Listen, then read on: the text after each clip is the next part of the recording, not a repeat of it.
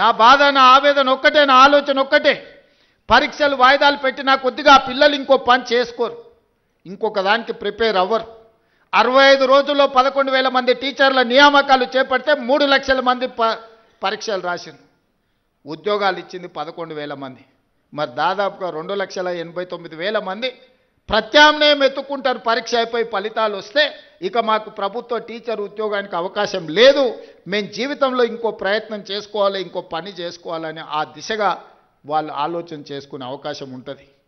ఈ రకంగా గ్రూప్ 1 పరీక్షలు 563 కంబైన్డ్ స్టేట్లో కూడా అన్ని ఉద్యోగాలు ఎప్పుడు ఇవ్వలే. ఆనాడు గ్రూప్ 1 పరీక్షలు మీకు తెలుసు, గత ప్రభుత్వం పరీక్షలు పెడతామని చెప్పి పెట్టి ప్రశ్న పత్రాలు జిరాక్స్ సెంటర్లలో పల్లి బఠానీలలాగా అమ్మి వాళ్ళకు కావాల్సిన వాళ్ళను పరీక్షలలో పాస్ చేసుకున్న పరిస్థితి వస్తే పట్టుకొచ్చి లోపలేసి రద్దు చేసి కొత్త పరీక్షలు పెట్టినాం.